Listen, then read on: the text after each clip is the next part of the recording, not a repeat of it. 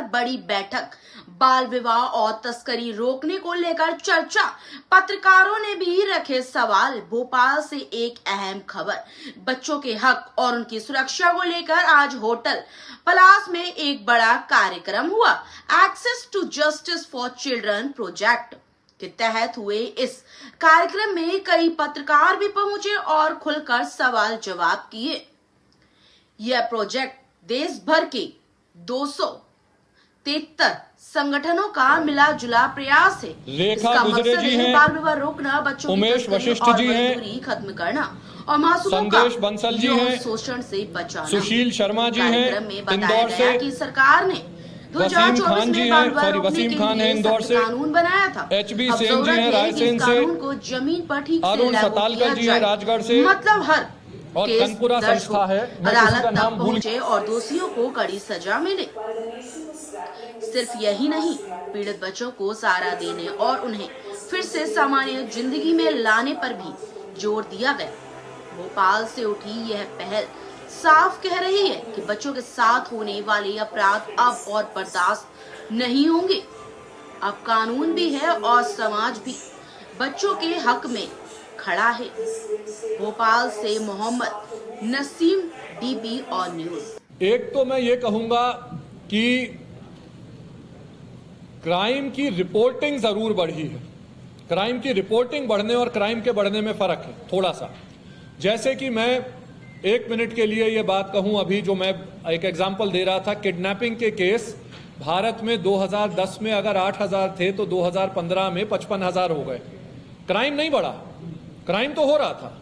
Crime की reporting बढ़ी, crime के खिलाफ हमारी कार्रवाई बढ़ी, जिससे क्राइम एक्चुअली कम हुआ।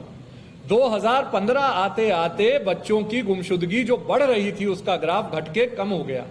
लेकिन लोगों की जितनी रिपोर्ट दर्ज होगी, जितने उस पे कानूनी कार्रवाई होगी, उतना हम सशक्त तरीके से समाज को सुरक्षित रख पाएंगे। एक दूसरा, जुवेनाइल क्राइम इसलिए भी बढ़ा है पिछले कुछ दिनों में क्योंकि जुवेनाइल जस्टिस एक्ट जो बच्चों को एक बचाव देता है, उसका दुरुपयोग करते हुए जो संगठित अपराधी हैं वो 16-17 साल के बच्चों का अब ज्यादा दुरुपयोग कर रहे हैं। और जुवेनाइल जस्टिस एक्ट, मैं भी उसकी ड्राफ्टिंग कमेटी में था, एक्ट की ड्राफ्टिंग कमेटी में भी था और रूल्स की ड्राफ्टिंग कमेटी में भी था। और जो क्राइम्स अगेंस्ट चिल्ड्रन के जितने भी चैप्टर लिखे गए उनमें से मुझसे ही वो कहा गया था, मुझे जिम्मेदारी सौंपी गई थी। तो सबसे बड़ा एक अभी जो हमें सोचने की जरूरत है कि जिसका हम उपयोग नहीं कर रहे कानून का, वो ये है कि अगर मैं एक वयस्क हूं और मैं किसी छोटे बच्चे से अपराध कराता हूं तो मुझे उसके लिए 5 साल से ज्यादा की सजा होगी। आप भाई साहब थोड़ा सा हटेंगे, मैं देख नहीं पा रहा, थोड़ा सा आप हट जाएं जी। तो ये एक तो जुवेनाइल अपराध बढ़ा लेकिन उसकी रिपोर्टिंग बढ़ी। दूसरा, संगठित अपराधी अब बच्चों का दुरुपयोग कर रहे हैं तो उनको भी, उन पे जो अंकुश लगाया जाना चाहिए। एक प्रिंसिपल होता है लॉ में, look beneath the surface. Look beneath the surface का मतलब है कि सतह के नीचे भी देखिए। तो अगर एक बच्चे को पुलिस आज अरेस्ट कर रही है तो उससे यह भी पूछा जाना जरूरी है कि बेटा तुमसे ये करा कौन रहा था। मैं एक सबसे अच्छा एग्जांपल देता हूं। देश के तमाम महानगरों में आप देखेंगे कि रेड लाइट पे बच्चे जो है वो अपना कुछ भीख मांग रहे हैं सुबह, शाम को जो है वो पायरेटेड किताबें बेच रहे हैं। पायरेटेड यानी नकली किताबें, वो असली किताबें नहीं होती। वो फूल बेच रहे हैं, वो कोई ये टिश्यू पेपर टाइप की चीज बेच रहे हैं। यदि वो बच्चे वाकई गरीब हैं और उनके पास खाने को कुछ नहीं है तो गरीब आदमी, भूखा आदमी जाता है मंदिर, मस्जिद, गुरुद्वारे। आज भी भारत में हर 200-500 मीटर पे आपको एक धर्म स्थल मिल जाएगा जो आपको खाना मुफ्त में खिला देगा। लेकिन जो बच्चा शाम को टिश्यू पेपर बेच रहा है, वो किताबें बेच रहा है जो नकली हैं, पायरेटेड हैं, वो किताबें उन्हें कोई दे रहा है, जो दे रहा है वो संगठित अपराधी है।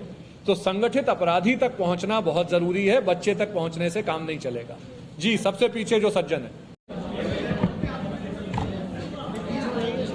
एक शॉर्ट बाइट देने से पहले मैं अभी जो हम लोग बात कर रहे थे उस पे जो है आप लोगों से कहूं कि कैसे ये हमारी सामूहिक और साझा जिम्मेदारी है। अच्छा, ये जो साझा जिम्मेदारी है तो हमारी मीडिया की एक साथी ने अभी मुझे बताया कि लाडली बहना के बजाय लाडली लक्ष्मी योजना आप बोलिए, जो बच्चियों के लिए खास तौर पे बनाई गई है, तो मैं उनका भी धन्यवाद करता हूं। देखिए, एक भी बच्चे का अगर यौन शोषण होता है, एक भी बच्चे का दुर्व्यापार और ट्रैफिकिंग होती है, एक भी बच्चे का बाल विवाह होता है, तो वो भारत के समाज के कानूनों के संविधान के हम सबके ऊपर एक प्रश्न चिन्ह है। हर बच्चे की सुरक्षा के लिए ही कानून बने हैं और मुझे यकीन है कि संख्या कुछ भी हो, जितनी तीव्र गति के साथ भारत में काम हो रहा है, जितनी तीव्र गति के साथ मध्य प्रदेश में काम हो रहा है, 2030 तक हम बाल विवाह मुक्त भारत के सपने को साकार कर लेंगे। ये पूरी तरह से हो जाएगा। और जहां पे सबसे ज्यादा प्रोसिक्यूशन हुआ है, जहां पे आसाम जैसे राज्य ने पूरी दुनिया को दिखाया है कि 2 साल के भीतर प्रोसिक्यूशन के द्वारा उन्होंने बाल विवाह की दर 81% कम की है, तो ये ऐसा आंकड़ा है जो झुटलाया नहीं जा सकता। मध्य प्रदेश में खास तौर पे सरकारों से, और मेरा निवेदन है, मैंने चिट्ठी लिख के भी मुख्यमंत्री जी से निवेदन किया है कि जो आप कह रही थी कि पॉक्सो के केसेस में हर बच्चे को कंपनसेशन तुरंत मिलनी चाहिए, त्वरित न्याय के लिए जो फास्ट ट्रैक स्पेशल कोर्ट बने हैं वो 1 साल के भीतर केसों का निपटारा करें और तुरंत कंपनसेशन दें, ताकि वो कंपनसेशन से बच्चे अपनी शिक्षा को आगे बढ़ा सकें। दूसरा, मध्य प्रदेश बाल विवाह के खिलाफ, मध्य प्रदेश बाल विवाह के खिलाफ चाइल्ड मैरिज एक्ट में रूल्स लेके आए कि किसी भी संप्रदाय, किसी भी समुदाय, किसी भी बच्चे को अगर 18 वर्ष से कम उम्र में उसकी शादी होती है तो बाल विवाह विरोधी अधिनियम के तहत उस आदमी पे, उन तमाम लोगों पे कानूनी कार्रवाई की जाएगी। चाहे आप पंडित हों, चाहे आप मौलाना हों, चाहे आप टेंट वाले हों, चाहे आप समोसा दे रहे हों, चाहे आप खाना बना रहे हों, चाहे आप खाना खा रहे हों, अगर आप बाल विवाह के में शरीक हैं तो आप एक अपराध में शरीक हैं। आप सब पे कानूनी कार्रवाई हो सकती है और इस कानून का सख्ती से यदि अनुपालन होता है तो मुझे यकीन है कि मध्य प्रदेश सबसे जल्दी बाल विवाह मुक्त प्रदेश घोषित किया जा सकता है। 2030 तक भारत को बाल विवाह मुक्त भारत घोषित करने का हमारा सपना है और मध्य प्रदेश में हमारी कोशिश है कि 2027-28 तक हम ये जो आज की दर है उसे घटा के 10% से कम करें। बहुत धन्यवाद।